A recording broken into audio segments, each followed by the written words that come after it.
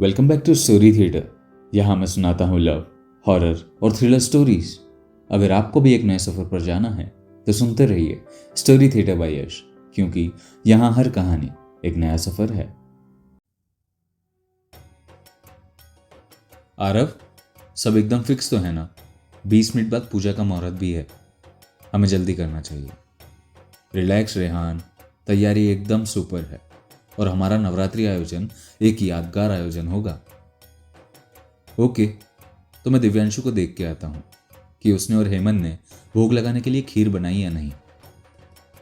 नवरात्रि थी तो कॉलेज के कुछ स्टूडेंट्स ने चंदा इकट्ठा करके नवरात्रि का आयोजन किया। काफी चहल पहल थी, सभी ने काफी तैयारी की और डेकोरेशन भी ऐसा कि सब देख के चौंक जाएं। अरे संभाल के! तेज कदमों से चले जा रहे रेहान ने जब यह आवाज सुनी तो रुक गया। पलटकर देखा तो समानता खड़ी थी। अच्छा हुआ रुक गए, वरना फिसल जाते तो लेने के देने पड़ जाते। देख नहीं रहे, पानी से बरामदे को धो रही हूं। ओ थैंक यू यार सैम, तूने मुझे बचा लिया। पता नहीं मेरा ध्यान कहाँ था। चेहरे पर 2 आंखें भी दी है भगवान ने, उसका भी तो यूज करना सीखो।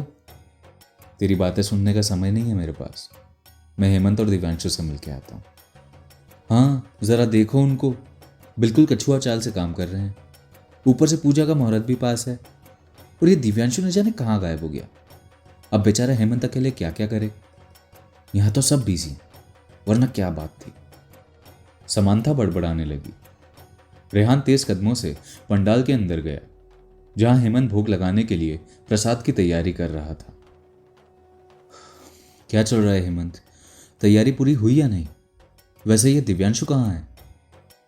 वही तो मैं कहना चाहता हूँ रेहान, कहाँ है दिव्यांशु? कामचोर कहीं का, छिपा होगा कहीं पे। बाय द वे, खीर बस बनने वाली है, ये चीनी का डब्बा जरा वहां पे रख दोगे? खीर बनते ही उसे कटोरे में डाल के दोनों चल पड़े। पूजा शुरू हुई, सभी आरती में मग्न हो गए। ये दिव्यांशु कहाँ है? रेहान, रेहान जरा देखो तो सही, वो है कहाँ पे? आरती भी शुरू हो चुकी है और महाशय अभी तक गायब है। समांथा ने रेहान को फुसफुसाते हुए कहा। ओके, मैं देखता हूं उसे। इतना कहते हुए रेहान चल पड़ा। अब ये कहाँ जा रहा है? रेहान को जाता देख आरव ने कहा। उसे जाने दो आरव, वो दिव्यांशु को खोजने जा रहा है, न जाने वो कहाँ चला गया है। रेहान हर तरफ दिव्यांशु को ढूंढने लगा। आखिर ये कहाँ चला गया? दिशु, दिशु कहाँ है तू यार? रेहान उसे पुकारने लगा। उसे ढूंढते ढूंढते वो उस पंडाल पहुंचा। कहाँ खोजूं इसे? कॉल का भी रिप्लाई नहीं दे रहा है। रेहान परेशान होकर बड़बड़ाए जा रहा था। अचानक उसकी नजरों ने जो देखा, उसे देखकर उसके होश उड़ गए।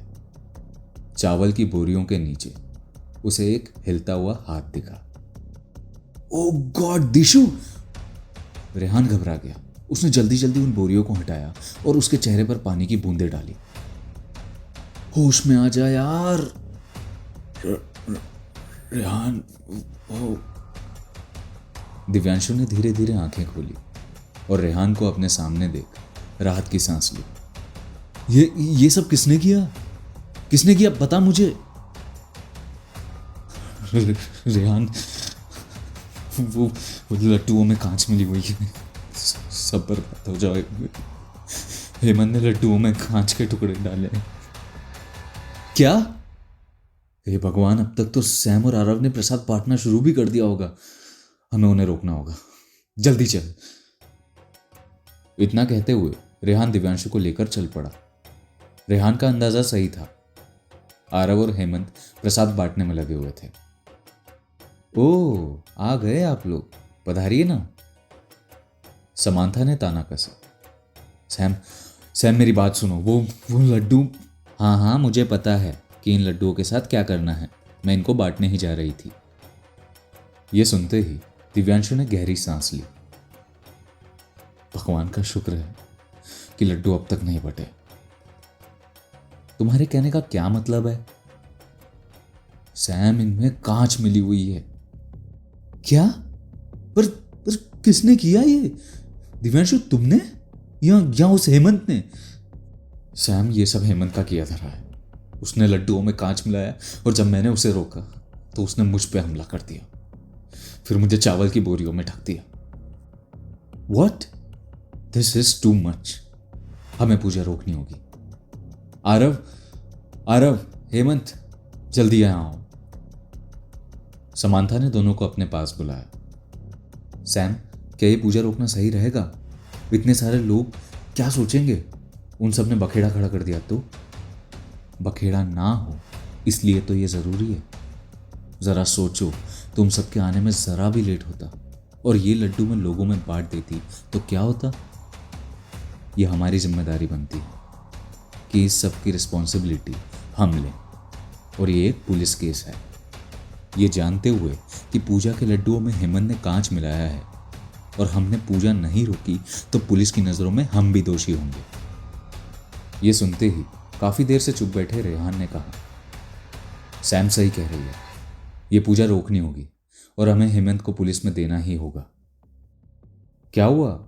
तुम सब इतने सीरियस क्यों लग रहे हो? और ये लड्डू अब तक यहीं है? चलो लाओ, मैं इसे ले जाता हूँ। आरव ने आते ही समांथा से लड्डू की प्लेट लेने की कोशिश की। आरव एकदम चुप। और हेमंत, तुम्हें क्या लगा था कि तुम प्रसाद के लड्डुओं में कांच मिलाओगे और हमें पता नहीं चलेगा? माता की पूजा में इतनी गिरी हुई हरकत। समांथा, मैं वो हेमंत, आज तेरी वजह से कितना बड़ा कांड हो जाता, यहाँ कितना बड़ा पाप होने वाला था, अंदाजा भी है तुझे? ये सारी बात सुनकर आरव हैरान हो गया। कांच लड्डू में? बाकियों में तो कुछ नहीं था ना, क्योंकि वो तो हमने बांट दिया। पता नहीं, पर हम कोई रिस्क नहीं ले सकते। आरव, तुम जाके अनाउंसमेंट करो कि पूजा रोक दी गई है और ये भी कह देना कि कोई भी प्रसाद न खाए। ठीक है सैम, मैं अभी जाता हूँ। मुझे करना पड़ा। वो उसने कहा था मुझे। किसने? बोलो हेमंत, किसने कहा था तुम्हें? झील के आदमी ने बोला था। झील का आदमी? कौन है ये झील वाला आदमी? हेमंत की बात सुनकर सभी चौंक गए। मुझे नहीं पता, ये बातों को घुमा रहा है रेहान। ये सच नहीं बोलेगा। अभी कॉल करता हूं मैं पुलिस को। नहीं, मुझे जेल मत भेजो। वो तो उस झील वाले आदमी ने। कौन है वो? मुझे नहीं पता। किसकी बात कर रहे हो तुम? अपना झूठ छुपाने के लिए कोई भी कहानी बना रहे हो।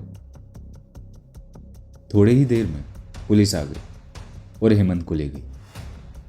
दिव्यांशु, आरव, रेहान और समांथा ने अपने अपने बयान पुलिस को दिए और फिर हेमंत को जेल हो गई। ये सब क्या कह रहा था हेमंत? झील वाला आदमी? और उसने उसके कहने पे ये सब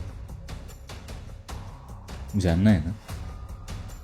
तो सुनते रहिए स्टोरी थिएटर बाय यश, जहां हर कहानी एक नया सफर है।